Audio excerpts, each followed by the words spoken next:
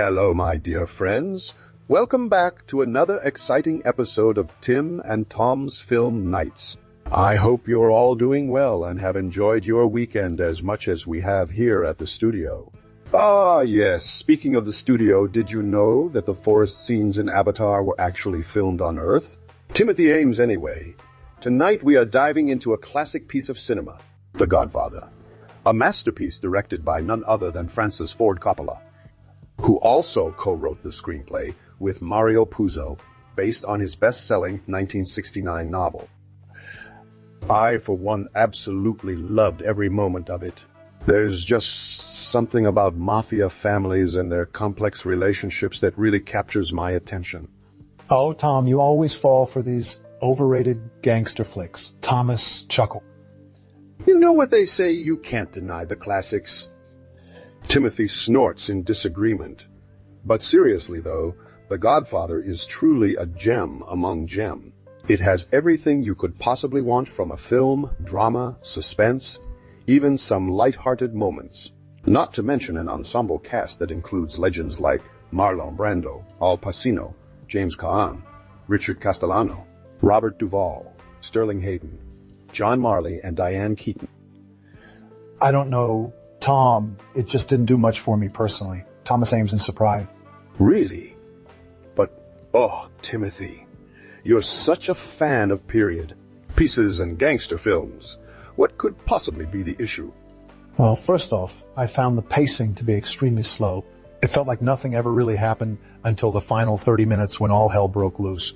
But Timothy, the entire film is about building up to that climax. You can't expect it to be a roller coaster ride from start to finish. That would ruin the suspense and tension that makes this movie so great. Besides, don't you think Marlon Brando gives one of his best performances ever as Vito Corleone? Sigh, I suppose he was all right. But overall, I just couldn't connect with any of the characters or care about what happened to them. It felt like they were all just going through the motions without any real emotion behind it. And don't get me started on the accents. Well, Tim, I guess we'll have to agree to disagree on this one. But hey, that's what makes these film discussions so much fun. We can always share our different perspectives and learn from each other. So tell me, do you remember the name of Don Corleone's son who eventually takes over the family business? Oh, you mean Michael Corleone, played brilliantly by Al Pacino? Yes.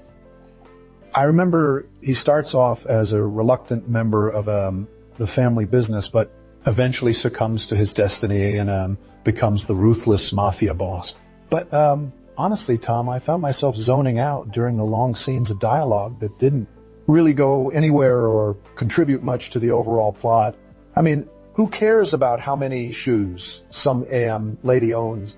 It just felt like a lot of filler material that could have been cut down significantly without losing any essential story elements. Well, Timothy, as a lover of films and their intricate storytelling techniques, I must say that those seemingly insignificant moments are actually quite pivotal in understanding the characters' motivations and their place within the broader narrative. And besides, it is a 3-hour-long film, so there's bound to be some padding here and there, isn't there? But seriously, though, I think you may have missed the subtlety and nuance that makes this movie a classic. For instance, take the scene where Michael Corleone refuses the offer to leave the mob life behind him, and instead chooses to embrace his fate. It's a powerful moment of self-awareness and acceptance, which sets the stage for his transformation from an innocent outsider to a cold-blooded mafia boss. And who could forget the iconic scene where Vito Corleone famously says, "I'm going to make him an offer he can't refuse." It's become a cultural touchstone for mobster tropes even today.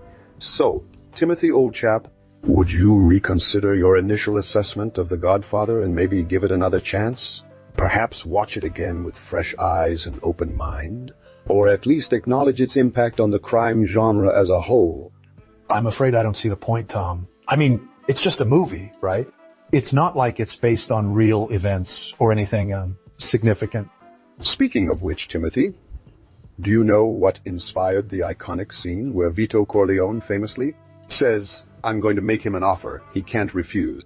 As it turns out, it was based on a true story told by Coppola's father about how his own father, who had immigrated from Italy, once met with a local mob boss to discuss business. According to the legend, the mobster allegedly pulled out an ancient gold-plated pistol and said something along the lines of, "This is for my wife, this is for my kids, and this is for you," before putting the pistol back in his pocket. Coppola found the story so compelling that he decided to incorporate it into The Godfather, albeit with some creative liberties, of course. Well, I'll give them credit for being creative with their inspirations. But I still stand by my original assessment. It's just not my cup of tea, as they say. Well, we can agree to disagree on that one, Timothy. But speaking of tea, or rather coffee, did you know that the famous talking scene between Vito and young Michael Corleone in the movie was actually shot in an actual Italian coffee house in New York City called the Sicilian Caff? The owners were so thrilled to have the film crew there that they even offered free espresso shots to everyone involved. Unfortunately, due to insurance reasons, the actual shooting took place on a set built specifically for the scene. But still, it's fascinating how much attention to detail went into creating these iconic moments, isn't it? I suppose so, Tom. But let's not forget that we're supposed to be discussing the novel The Godfather is based on, and the differences between the two mediums. So what do you think, Thomas? Are there any significant changes or additions made by Puzo in his written version compared to Coppola's adaptation for the silver screen? Well, Tim, old chap, there are indeed some notable differences between the novel and the film. For instance, in the book, Vito Corleone is portrayed as a much more brutal and ruthless character, whereas in the movie, he's depicted as a more wise and understanding father figure.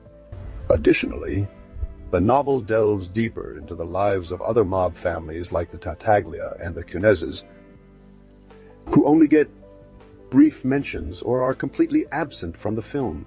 Furthermore, some subplots, such as Michael Corleone's romantic involvement with his sister-in-law, are entirely absent in the movie version.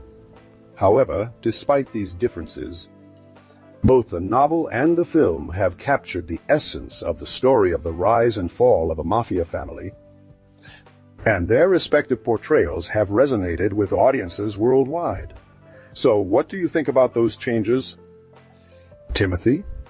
Do they enhance or detract from your overall enjoyment of either medium?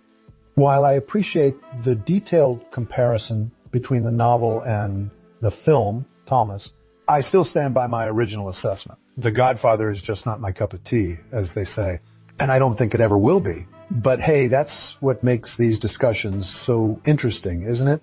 We can share our different perspectives and learn from each other's experiences. So let me ask you a question about the actors and their characters in The Godfather. Oh, I love this part, all right, Timothy. You've got to admit that Marlon Brando as Vito Corleone is simply iconic. His portrayal of the wise and caring patriarch who eventually must confront the harsh reality of his family's criminal past is just masterful. And then there's Pacino as Michael Corleone, who starts off as an innocent outsider but gradually succumbs to his destiny. His transformation from a reluctant son forced into the Mafia life to a cold-blooded mob boss is just breathtaking. And let's not forget about James Caan as the hot-headed Sonny Corleone, who always speaks his mind no matter how dangerous it might be. All these amazing performances really bring to life the complexities of Mario Puzo's characters and their tragic stories of love, betrayal, and revenge. So, Timothy, what do you think? Do any of these performances or characterizations stand out for you? Well, Tom, I suppose if I had to pick one performance that stood out for me, it would be Al Pacino's portrayal of Michael Corleone. He managed to convey a sense of reluctance and moral turpitude throughout the film, which made his eventual descent into the criminal underworld all the more tragic. However, I must admit that I found Brando's performance as Vito Corleone to be somewhat overrated, don't get me wrong. He brought a certain level of gravitas to the role. But compared to Pacino's more nuanced portrayal, it felt a bit lackluster. As for the other actors, they did their job well, enough to not be noticed, which in my opinion is the highest compliment a supporting actor can receive. They blended seamlessly into the background, allowing the story to shine through without being distracted by any one particular performer. But that's just my humble opinion, Tom. What do you think? Are there any performances or characters from The Godfather that resonated with you more than others? Well, Timothy, it's hard to talk about Mafia movies without mentioning the massive influence The Godfather has had on the genre. Its portrayal of organized crime and the complexities of family loyalty and betrayal have been imitated countless times over the years. But one film that immediately comes to mind is Francis Ford Coppola's own sequel, The Godfather Part 2, which explores similar themes, but through the lens of two different time periods. Vito Corleone's journey from Italy to New York and his son Michael's rise to power in the 1950s. The film won a staggering 11 Academy Awards, tying with Ben-Hur for the most Oscar wins ever by one movie night. Another classic mobster flick that owes a debt to The Godfather is Martin Scorsese's masterpiece, Goodfellas. While it focuses more on the working-class mobsters rather than the top bosses like Vito and Michael Corleone, its gritty portrayal of life inside the Mafia family and the inevitable consequences of living a life of crime are eerily reminiscent of Coppola's seminal work. Scorsese himself has admitted his admiration for The Godfather, citing it as one of the films that inspired him to become a filmmaker. And then there's Quentin Tarantino's epic crime saga, Pulp Fiction, which pays homage to many classic mobster movies, including The Godfather. While the two films couldn't be more different in style and tone, they both delve deep into the darkest corners of the criminal underworld and explore themes of loyalty, betrayal, and, redemption. Tarantino even casts a nod to The Godfather with his famous buzz scene, which parodies the iconic "I'm going to make him an offer he can't refuse" moment. So, Timothy, what do you think? Are there any other films or TV shows that have been inspired by The Godfather's timeless tale of power and corruption? Well, Tom, I suppose we've rambled enough about mobsters and mafia families for one episode. But in all seriousness, The Godfather is undoubtedly a classic of cinema that continues to resonate with audiences even today. While it may not have been my cup of tea, as you say, I can appreciate the masterful performances and the timeless themes it explores. As we wrap up this discussion, I would like to leave our viewers with one last thought. Family is everything, but sometimes blood isn't always thicker than water. So, what did you think of our in-depth analysis of The Godfather? Leave us a comment below, subscribe to our channel, and don't forget to hit that little bell icon to be notified when we release new videos every Sunday. Until next time, farewell, and remember, the Mafia will always be with you, like the proverbial